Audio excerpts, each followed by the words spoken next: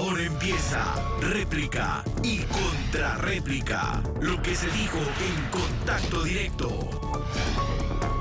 Muy buenos días en los temas para este domingo. El caso de corrupción en Petroecuador, la ley de medicina prepagada y ¿existe ya una recuperación real de la economía? Aquí comenzamos.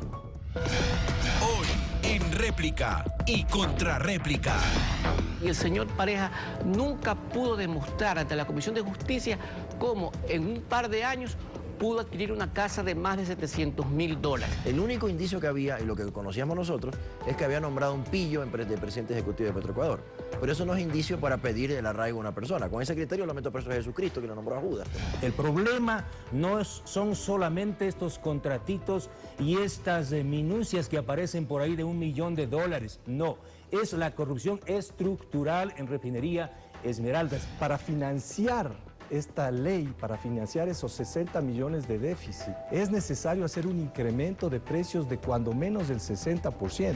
En su plan de negocio están considerando que un gran porcentaje de sus clientes sean atendidos por el Estado gratuitamente. Es decir, subsidiar a negocios privados. Obviamente, si uno quiere analizar el endeudamiento público, tiene que analizar todo el endeudamiento público. No puede analizar solo las últimas 2 operaciones realizadas luego de un terremoto. Son 4 operaciones en el mercado internacional de capitales con costos récord, con costos que no se ven en la región. Estamos hablando de sobre el 10%. Entonces no se trata solamente que después del terremoto. El pasado 28 de septiembre, Carlos Pareja Yannuzeli, exministro de Hidrocarburos y gerente de Petroecuador, abandonó el país. Para Cristian Viteri, asambleísta de Alianza País e integrante de la Comisión de Justicia, la Fiscalía debió haber evitado que Pareja abandone territorio ecuatoriano porque la comisión determinó hace 2 meses indicios de enriquecimiento ilícito en su contra. Galo Chiriboga, fiscal general del Estado, explicó que cuando Pareja salió del país, él no tenía información que había solicitado a Panamá. Alexis Mera, secretario jurídico de la Presidencia de la República, señaló que contra Pareja no habían pruebas, sino suposiciones. Fernando Villavicencio, activista político, sostuvo que fueron las múltiples declaratorias de emergencia para contratar a dedo el instrumento para la corrupción en Petroecuador. El legislador Viteri concluyó que la Fiscalía debe acusar a los funcionarios públicos por peculado y no por cohecho, que tiene una pena mucho menor. Escuchemos los detalles de las declaraciones. Nosotros en la comparecencia del señor Pareja el 9 de junio ya advertimos la Comisión de Justicia que no había hecho la declaración de esta casa, una casa que, siendo generosos, nosotros le calculamos en $700.000. Pero no solamente eso, sino que adjuntamos la escritura de compraventa, la escritura de cesión de derechos que hace el señor Pareja de esta casa a la compañía Giapronsa, que es de propiedad de sus hijos. Adjuntamos copia certificada de todos estos documentos, adjuntamos las partidas de nacimiento originales de los hijos, adjuntamos las declaraciones de impuesto a la renta que establecen que esta compañía nunca tuvo ingresos y el señor Pareja nunca pudo demostrar ante la Comisión de Justicia cómo en un par de años pudo adquirir una casa de más de $700.000. Con eso quisiera decir que no transfirió este bien inmueble a propiedad de sus hijos de la empresa Giapronsa S.A. Giapronsa es de mis hijos, pero no es de mi propiedad. Para esta casa gigante, sí, para eso es. Sí. Pero usted dijo que no era suya. Pero no le puedo dar a mis hijos ese dinero. Pero no es suyo, usted dijo no es mía, pero quiero darle a mis hijos, pues. Es de Giapronsa. ¿Y Giapronsa cómo la pagó? ¿Te conoce o no conoce porque es de sus hijos? Sí, conozco, ciertas cosas se han pagado, todavía no se paga. Pero es una casa de $700.000. Eso dice usted, pues, asamblea. No, es así. No es así. Bueno, y suponiendo que no fuera $700.000, ¿cuánto le calcula usted a esa casa? 500 y pico. 500 y pico, ya. Eso es importante, ya. El artículo 195 de la Constitución establece que el fiscal debe actuar de oficio, no tiene que actuar por denuncia de nadie. Nosotros, obviamente, al encontrar enriquecimiento ilícito, nosotros lo que sugerimos al CAL, y lo hizo el CAL, fue solicitar que la Contraloría del Estado haga un examen especial, porque así lo establece el artículo 585 del COIP, que establece que para la ejecución de acción penal por enriquecimiento ilícito es un requisito de procedibilidad que la Contraloría General del Estado emita su informe. ¿Sabe la fecha exacta cuando salió Pareja? No tengo la fecha exacta. ¿El 28 de septiembre? El 28 de septiembre es la información que tenemos. Doctor, recién el juez solicita ubicación de domicilio de los procesados del 4 de octubre, según la Providencia, a la Fiscalía. Como que el proceso también está lento. El proceso no está lento, el proceso tiene unos trámites que cumplir. Lamentablemente esto ocurre porque la asistencia penal que nosotros solicitamos y los resultados que hoy el país conoce es gracias al trabajo de la Fiscalía en cooperación con Panamá. Y por lo tanto, hasta ese momento no teníamos los elementos que nos permitan tener la claridad que actualmente presumimos tener. Y por lo tanto, operaremos en los mecanismos que la justicia nos permite solicitar, cuando procesalmente sea posible, la extradición de estas personas. Hace 15 días, que fue el momento en que se descubrieron estos documentos, no había en el proceso ningún indicio procesal penal contra Carlos Pareja. El único indicio que había, y lo que conocíamos nosotros, es que había nombrado un pillo de presidente ejecutivo de Petroecuador. Pero eso no es indicio para pedir el arraigo a una persona. Con ese criterio lo meto preso a Jesucristo, que lo nombró a Judas. Pues, ¿no? Entonces no había ningún indicio en el proceso. Una cosa son las corazonadas, otra cosa son las suposiciones, pero en un Estado de Derecho hay que actuar con pruebas. Las pruebas llegaron cuando llegan la asistencia penal panameña hace 15 días y ahí se descubre el momento. Pero cuando el 15 de agosto de este año 2016 aparece el primer informe de la Unidad de Análisis Financiero, en donde se establece que existen los primeros 4.262.000 que le son depositados al señor Alex Bravo en sus cuentas de la compañía Girbra, se denota que quien le hace los depósitos son contratistas de Petroecuador, Oil Service Solution, Galileo Energy, Tecnazul, MMR Group, Lagadoil, Consorcio Worldwide Energy, ESICA, es decir, siendo varios los contratistas de Petroecuador que le hacen los depósitos a un funcionario de segundo nivel, que es Alex Bravo, la Fiscalía debió haberse dado cuenta que quien hace las declaratorias de emergencia, quien hace las invitaciones, quien firma los contratos de todos estos contratistas es nada más y nada menos que el señor Carlos Pareja Yanouseli, lo cual ya nos podía haber dado un indicio de quién era el cabecilla de la banda. Yo me permití entregar a la autoridad competente, y lo dije aquí en este medio de comunicación, en mayo, antes de que el señor Viteri, de que el señor Mera, de que el señor Glass, de que el señor Chiriboga digan algo, me permití pedir al Contralor General del Estado. Este es prácticamente un estudio, un análisis de corrupción en Refinería Esmeraldas. Y le adjunté 180 contratos en digital. Y el Contralor recién aparece hace 3 días a decir que están investigando. Igual estamos haciendo la Refinería de Esmeraldas a todos los contratos que se dieron allá con las empresas privadas, con los que sirvieron de coordinadores, etcétera.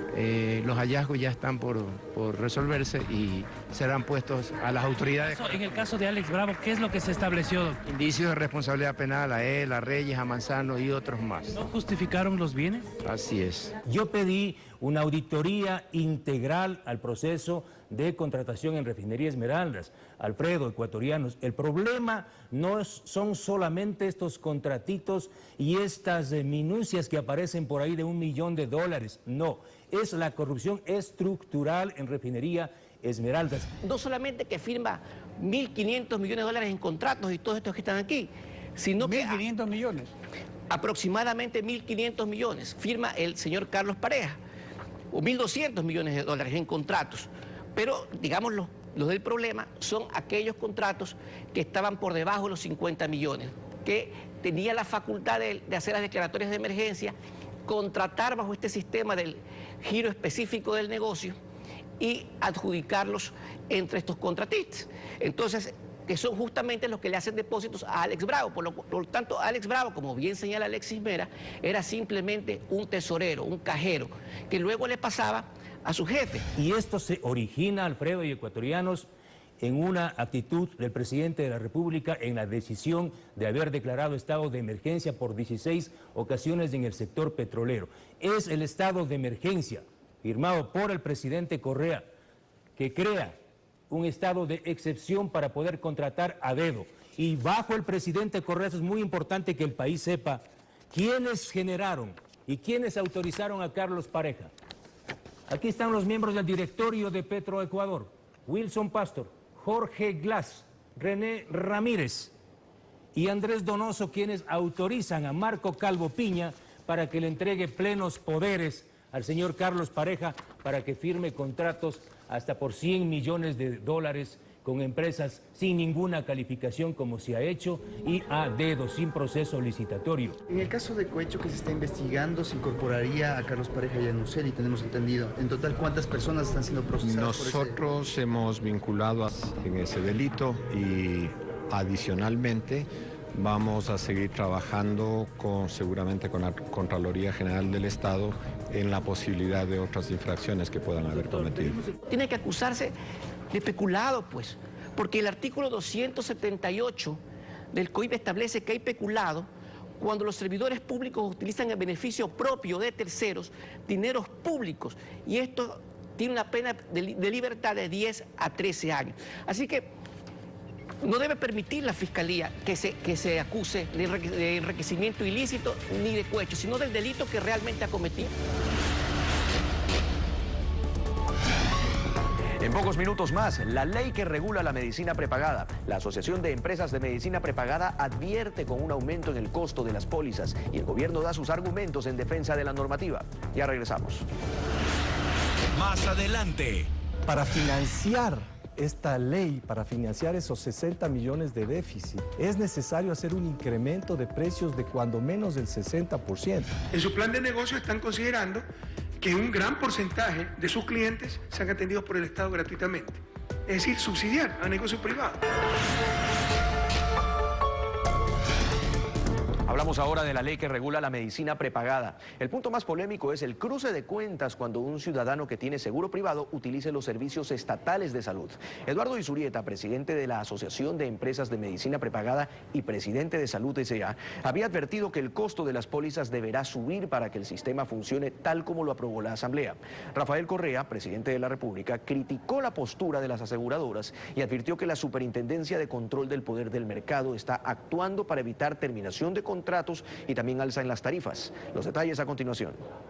Nosotros ahorramos al IES cerca de $300 millones por todas las atenciones que las personas se realizan a través nuestro a pesar de tener la seguridad social de manera obligatoria. Estas prestaciones son atendidas por nosotros y no por la seguridad social, a pesar de que los clientes tienen el derecho de hacerlo. La nueva regulación es económicamente inviable. Aquí se puede observar que las utilidades del sector de medicina prepagada en el año 2014 fueron de $12.800.000 y en el año 2015 de $19.200.000. Esta nueva regulación impone a las empresas de medicina prepagada un costo adicional que no estábamos financiando de $71 millones, lo cual genera un déficit de aproximadamente $60 millones que debe ser financiado de alguna manera. Para financiar esta ley, para financiar esos 60 millones de déficit, es necesario hacer un incremento de precios de cuando menos del 60%. Calculamos, hay unas 600.000 personas con seguridad, con medicina prepagada, ¿no? Como 160.000 se hacen atender en el IES. Teniendo seguridad, medicina prepagada, ¿no? Van y se atienden al IES. Entonces lo que dice la ley es perfecto. Si ellos van a una clínica privada, les paga la compañía, ¿no?, de salud prepagada, de medicina prepagada. Entonces si van al IES, también tienen que pagar al IES. No quieren. Dicen que van a quebrar, que eso les cuesta como 70 millones. En otras palabras, en su plan de negocio están considerando que un gran porcentaje de sus clientes sean atendidos por el Estado gratuitamente. Es decir, subsidiar a negocios privados. ¿Por qué lo vamos a hacer? Nosotros hemos tomado esta decisión responsable con nuestros clientes, con nuestros empleados y con la comunidad en general, ya que la nueva regulación hace inviable la actividad económica que nosotros nos dedicamos de la manera tradicional. Por esa razón hemos tenido que tomar esta durísima decisión, ya que es producto de 23 años de trabajo captar esa base de clientes, para poder ofrecerles a ellos nuevas opciones de cobertura enmarcados en el nuevo entorno regulatorio. De esta decisión de Salud S.A., que obviamente cumple con todos los requisitos legales. Y nos quieren chantajear y poner a los ciudadanos en contra. Entonces vamos a tener que elevar las pólizas. Bueno, ya es los ciudadanos pues que tienen que reaccionar. Y vamos a suspender los planes corporativos. ¿Y saben por qué suspender los planes corporativos? porque esa era gran parte del negocio, como cuando a toda una empresa le venden un plan, muchos empleados ni siquiera saben que están en ese plan y siguen yendo al seguro. Les quieren evitarse ese segmento, vender pólizas individuales y cobrarle más caro a los individuos, ¿ya? Entonces, todo en función de su negocio y quieren que le subsidie el Estado su negocio, ya basta. Y aquí le pido que me permita poner un ejemplo cómo el usuario se ve afectado, no solamente por un potencial incremento de su precio, sino también porque imaginemos un usuario que obligatoriamente paga el 20% de su salario al Seguro Social y decide voluntariamente contratar un plan de medicina prepagada, digamos que por $5,000, y este usuario administra las dos coberturas libremente, porque por las dos coberturas paga. Entonces, supongamos que este usuario, este trabajador, decide que va a utilizar su plan de medicina prepagada para todas las consultas médicas, exámenes de laboratorio, hospitalizaciones que requieran urgencia de atención, medicinas, etcétera. Decide usar la seguridad social cuando requiera de una hospitalización programada que no requiere ser tratada con urgencia. Con la nueva ley, cuando este trabajador opte por la solución del IES, necesite una atención por una cirugía programada, el valor de la cirugía, que digamos que puede ser de $5,000, va a ser trasladado a su empresa de medicina prepagada. Y cuando esta persona necesite una consulta médica urgente, un examen de laboratorio, lamentablemente no va a tener cupo porque ya se habrá consumido como consecuencia de la nueva ley. ¿Qué es lo que va a hacer el gobierno? Bueno, Richard Espinosa, director del IES, ha denunciado esta situación, este chantaje que quieren hacer ciertas compañías de medicina prepagada con la complicidad de los comités empresariales, estos que hablan de subsidio, gasto público, y lo que están defendiendo es el subsidio a estos negocios. Ha ido a poner la denuncia en la Superintendencia de Control de Poder de Mercado porque estas cosas no se pueden hacer. Si ustedes tienen un plan, no es que a mitad del plan unilateralmente les pueden cancelar, es un contrato, no es que unilateralmente pueden cancelar el contrato o subir el costo del contrato. Tendrá que cumplir con el contrato. Porque nunca debieron incorporar en sus planes de negocio que el Estado les tenía que pagar parte de sus clientes. Y cuando regresemos, ¿existe una recuperación real de la economía? Ya volvemos. Más adelante. De alguna manera primero nos decían que venía el apocalipsis, que se iba a acabar el mundo, no se les cumplió, después decían que se iba a demorar la recuperación como 5 o 6 años, tampoco se les cumplió. El gobierno sigue siendo la gran aspiradora de recursos en esta economía. Está utilizando la liquidez que debería estar disponible para la producción, para la inversión. Toda esa liquidez la absorbe el sector público. Según el presidente de la República, Rafael Correa, el país empieza a recuperarse. Con cifras del Banco Central, señaló que la balanza comercial arrojó un saldo positivo en el segundo trimestre de este año gracias a las salvaguardias o sobretasas arancelarias. Para Alberto Acosta Burneo, analista económico de la revista Vistazo, es la reducción que hacen los ciudadanos en el consumo y los préstamos del exterior lo que han hecho que haya este saldo positivo, que el régimen busca en tiempo electoral dar una sensación de estabilidad, explicó. Patricio Rivera, ministro coordinador de la política económica, defendió el costo de los préstamos externos y refirió que los anuncios apocalípticos de la oposición sobre la economía no se han cumplido. Revisemos las expresiones. Y ya se ve recuperación del país. Fíjense, después de 4 trimestres seguidos de crecimiento, por eso esto se llama recesión, como no es una recesión muy grande, con otros desequilibrios como alta inflación, alto desempleo, etcétera, no se puede llamar crisis. Balanza comercial, esto es fundamental, compañeros. Hemos tenido ya en el primer trimestre del 2016 saldo positivo. Fíjense que todo lo anterior era negativo. Y en el segundo trimestre un fuerte saldo positivo. Le dirán que es por la terrible recesión porque la gente no tiene plata para nada. Los académicos serios dirán sí, ha disminuido actividad económica, disminuye consumo, disminuye un poco importaciones. Pero nunca se va a explicar tremendo saldo positivo solo por eso, sino también por las salvaguardias que implementamos, que como su nombre lo indica, salvaron a la economía nacional. Definitivamente no. La caída en las importaciones se debe a la caída en el consumo principalmente. En este momento las salvaguardias podrían ser retiradas sin ningún peligro para el desequilibrio comercial. Y además, hablando de las medidas o de los síntomas de recuperación que dice el presidente, es un endeudamiento agresivo. Son 14.000 millones de desembolsos que se ha conseguido hasta la fecha y que han ingresado a la economía. De enero a septiembre de este año se ha conseguido alrededor de 14.000 millones de desembolsos nuevos. Todo eso son recursos nuevos que ingresan a la economía. De eso una parte importante se destina a pagar deudas, porque el Ecuador se endeuda para pagar deudas. Entonces sí ha habido unos efectos, unas ciertas variables de que se recuperan. La liquidez vuelve a crecer, crece un 9%.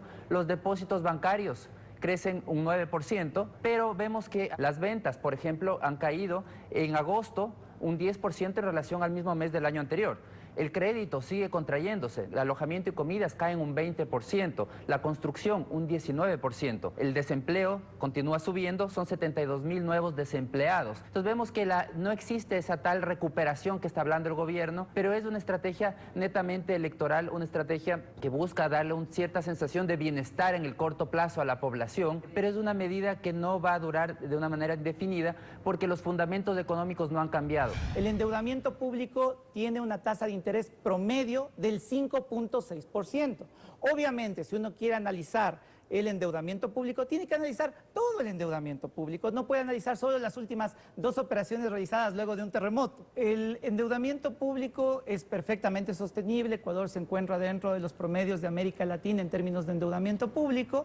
Estamos llevando adelante un programa de financiamiento absolutamente responsable, porque en Ecuador, además de conformidad con el 290, inciso tercero de la Constitución, solo va a programas y proyectos de inversión. Y lo que estamos haciendo es generando proyectos tremendamente rentables como las hidroeléctricas, que tienen rentabilidad entre el 25 y el 30%. El nuevo endeudamiento que conseguimos, y no desde hace algún tiempo, no es algo reciente, porque ya son 4 operaciones en el mercado internacional de capitales con costos récords, con costos que no se ven en la región. Estamos hablando de sobre el 10%. Entonces no se trata solamente que después del terremoto, estamos hablando de operaciones previas al terremoto, el país ya se estaba endeudando esos costos. Y si vamos un poco más atrás, el endeudamiento con China, con costos también a niveles récords en la región. ¿Por qué el Ecuador tiene que pagar el doble que Colombia? Y por otro lado, el tema de plazo. El plazo es muy corto. No hay una hidroeléctrica, un proyecto, por más rentable que sea, que rinde en 5 años. Son inversiones tan grandes que requieren plazos mayores en el financiamiento. 20 años, 30 años. Eso es lo adecuado como para que la inversión pague esa deuda. Y hay que recordar que todas las deudas se pagan, que la manera de pagar estas deudas a futuro será con mayores impuestos a los ciudadanos. No estamos haciendo nada excepcional que no haya estado debidamente programado dentro de los presupuestos públicos. Se está llevando adelante el programa de financiamiento aprobado por la Asamblea Nacional para el Presupuesto General del Estado, pero además todo esto es básicamente una estrategia de políticos de oposición en año electoral. ¿Qué es lo que está pasando?